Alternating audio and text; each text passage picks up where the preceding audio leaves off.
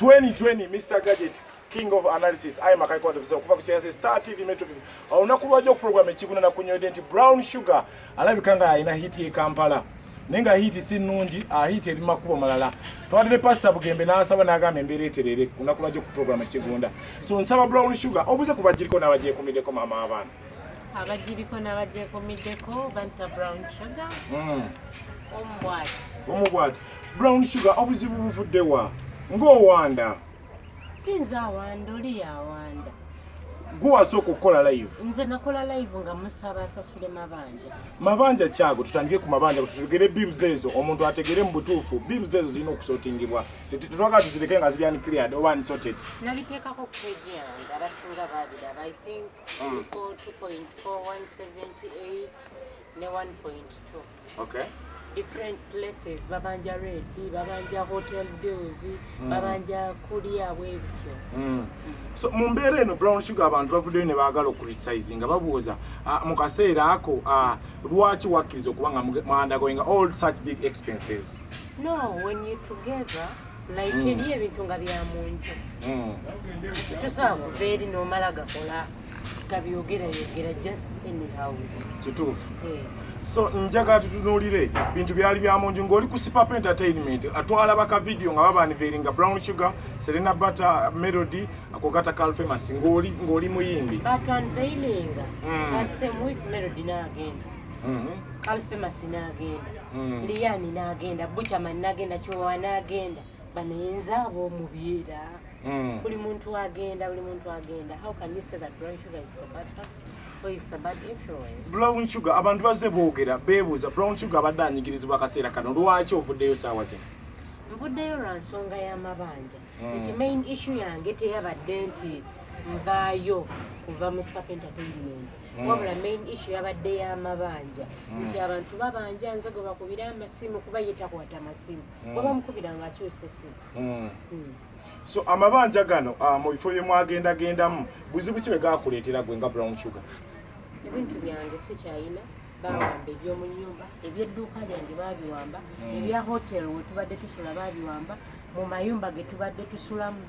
batubanjabanja ne bawamba ebintu kati it is even very hard for me to go and rent a house somewhere else kuba bamanyi tetusasula that's why navuddeyo nga njagala the whole world to know that I am not with him wamanziza okufuna akayumba banzikirize let my name be balirungi abantu bagamba Brown Shuga ovuddeyo oluvanyuma okuba nti omukulu mu kwogera ku radio gye yabadde Metro Winkle olunaku lwaleero ng'agamba mwali mwayawukana dda gwe wayagadde wagenza okuvaayo ng'embeera eno olabye akukubyeko omutwale ku hotel anti kunyinyira gwe kati it's you to clarify I'm telling you I've been with that man and we've just separated few days back wabanga yagala n'obukakafu I have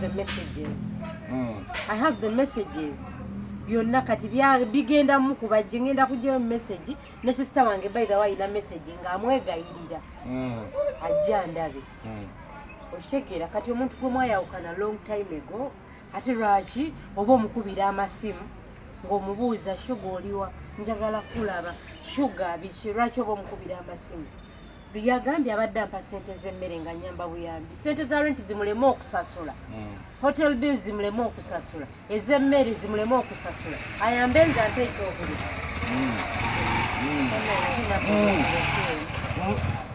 so mumbeera eno Brown Shuga abantu bagamba Brown Shuga wali so expensive mu bulamu bw'omusajja ono nga temwagala kukola oli wakati na toli creative yogera byolaba before asking me any question so kogende ku page yange omanye ekituufu a page nkimanyi ne mu business omanyi mbaddewo. Did I have a business? You had a business. So why would you ask me such a question? Ani yateekawo business? It is me. Nze mu bunaku bwange bw'abanga yali ampaddeko ekikumi nkole business aveeyo akyogere ayogere nze ani gwa business nga bakazi be bonna tekuli alina yadde omudaala gw'ennyaanya. Brown Shuga awo wenyini nzija wayogedde ebintu byabadde ebingi mu live eyo n'ebintu ebyayogeddwa ebigambye okuba nti wanaazibwa ku malaalo kyajja kitya byonna nabikolebwa buli kika kya kibi nanaaba ebisaayi nanaaba buli kimu olwo ngo kiruubirirwa ki I accepted because of love, but I wish I was in my normal senses. Okay. I wouldn't do such a thing. Or I wish I had a mother to ask. Basinga naina omuntu yenna gwesobola okwebuuzaako, is this right? But babikolanga sifaayo nga ngamba kasita njagala. I did everything for my man. I loved him truly from the bottom of my heart. Olwo yali musamize, yali anoonya sente, yali anoonya kyo kukola ebyo Brown Sugar byo. Waayo osobola omunoonya ku muntu wamwe juzi yabadde ku metro. Osobola omubuuza obusamize okola bwaki. Oba orisente ozinoonya tubonaliza abantu kumalaalo, you can ask him. Naye gojja kutta omuntu Brown Sugar. Owanda Brown Sugar wafuddeyo omukyala nga alaga oyina abalongo. Mukama. Hai Mukama nsaba abalongo. Neyanziza taata. Omukyala yagambye oyina abalongo dera akuspendingirako sente abalongo abo babaani simanyi omumanyi omukyala. Omukyala oyo gwe baleese. Yennyabo. Bw'abanga yali ampaddeko ekikumi kye. Ajje mu kamera annumirize. Nti yali ampaddeko ekikumi kye antunuulire maaso bw'ati. Agabe Brown Sugar nakuwa sente zange. Bana emulekeraawo just because you're looking for cheap popularity and publicity. You tarnish people's names. So bamupanze bupanze. Ku reality. I am not on any fake basis. Kati yenna agamba nti aninako I am ready. Kubanga agenda panga bangi era mugenda balaba. Kuba yagamba ajja funa abakazi b'omu butale, bana abakazi b'amahoteri mbu abasasule kino ya sukaali n'omugaati. Mbu banyonoone. Bonoone erinnya lyo. Yes, kati whatever is coming, I am ready because I saw it coming. Okay. He said it already. Yeah. Brown Sugar, birungi ki byolabye mu Sipapa Entertainment?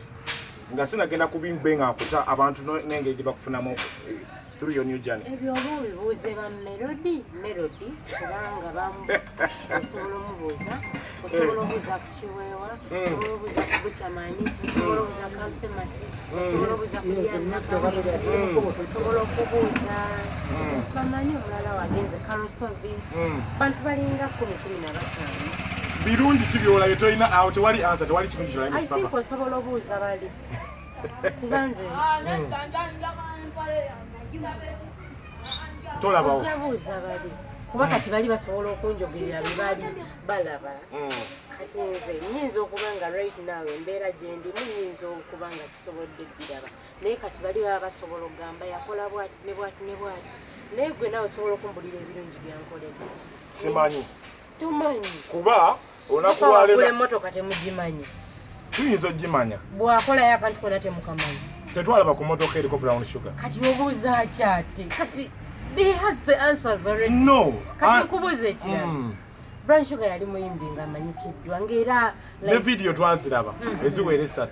Ziwera 2. Ziri 2. Brown Sugar yakoma ddi okuyimba. Nsonyiwa okubuuza. Let me be a Brown presenter. Sugar in fact it's your turn okumbuuza kati. Brown Sugar anasemba kulaba kahero. Kamwami akemeke mabega. Simanyi ddi mwakakola dyawo kati naawe nziramu.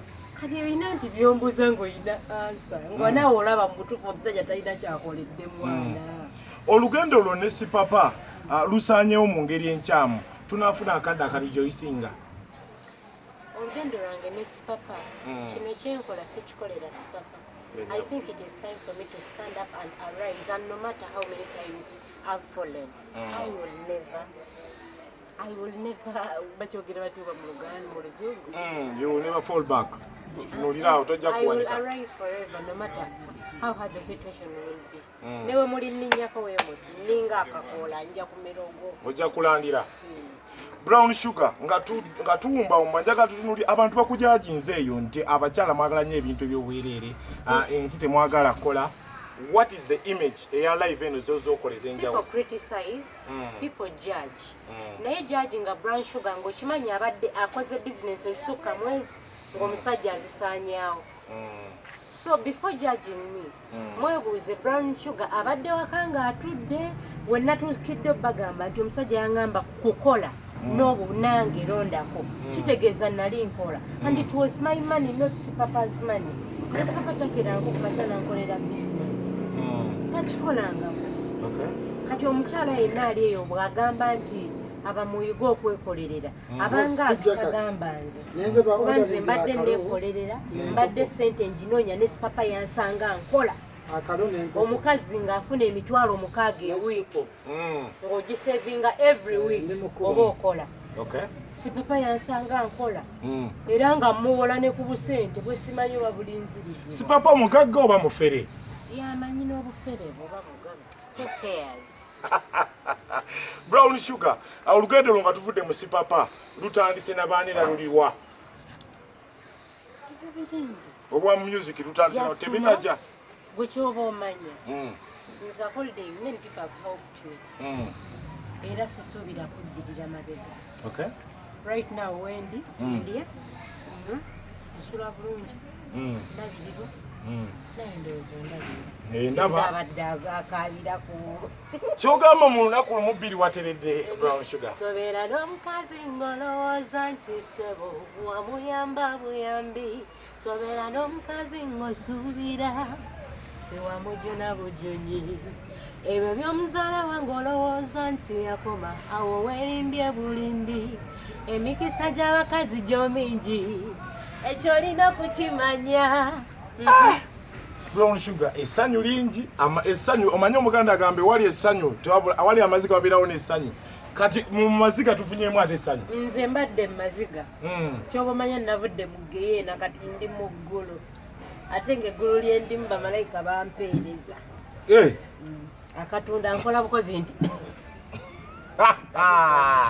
Brown Shuga abakulaba bubaka kibowa abakazi nga bali ku bantu abayita abagagga b'e Kampala b'abagagga naye ng'ate wakati balabirirawo kuba ensonga yegamba essente yazijajamyanga naye nga mu maka mukaaba bubaka ki obubaka bwempa okusookera ddala njasooka ne bakyala bannange oba oli eyo ng'onyigirizibwa oyita mu mbeera embi bannange muyimuke It is time for you as women to arise. Muyimuke, temufiira mu maka, temufiira mu kunyigirizibwa, temufiira mu basajja bayisanga kitagasa.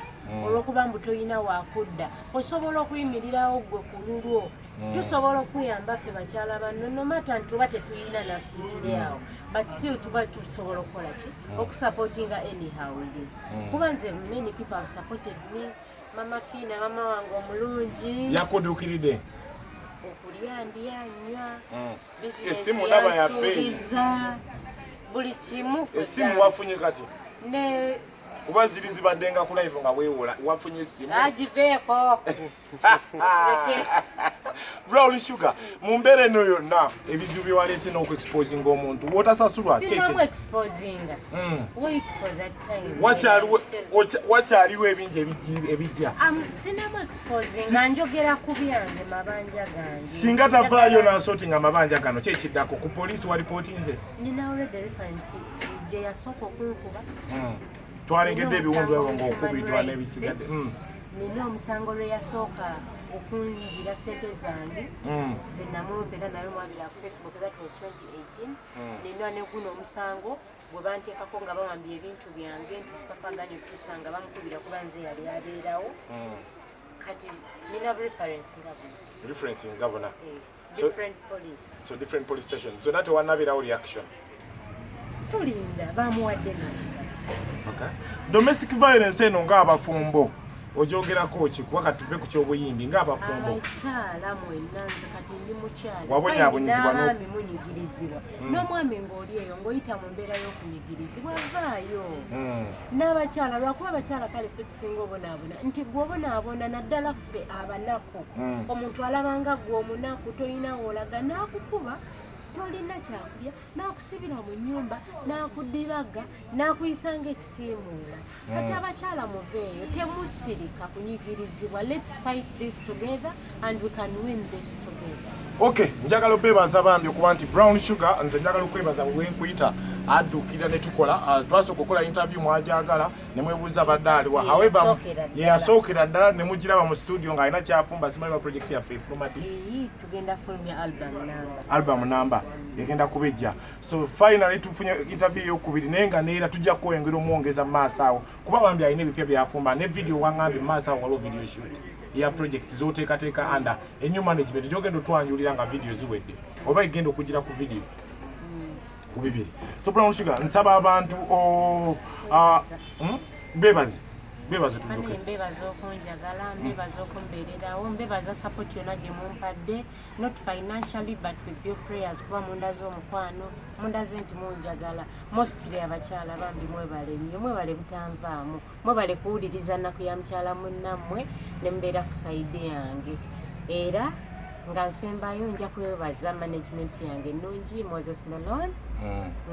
I love you so much bwembale kumbeererawo nja kwebaza mama Fino omulungi mama wange anzaala kati nafunye omuzadde bulijjo nvuma nti ndi munaku Sipapa bukyo nvuma nti ndi munaku nafunye mama Wangu ndi muleka kati nafunye mama. Okay. Nebaza ne Okay, thank you so much. I'm Makai Kwade Brother Game Changer 2020 King of Analysis Rupi. Subscribe ku channel yafe interview exclusive eli ku Kigunda. Nakubalwa mukaka sawa zibata nyapa kajetiko ereyo. Naye mujirindire Brown Shuga bambe yogedde olugendo lwe nembera jayise mu ngomuntu n'obubaka eri abakyala bannammwe mulowooza mwagala batumufu mulabye ekibaddewo naye nga mu mbeera eno tukole nya abakyala tuye ku side business okubanga tutambuza obulamu. Laja pone yourself li abera ko na subscribe ku channel yafe enkola video. Tubaza WhatsApp number yafe eri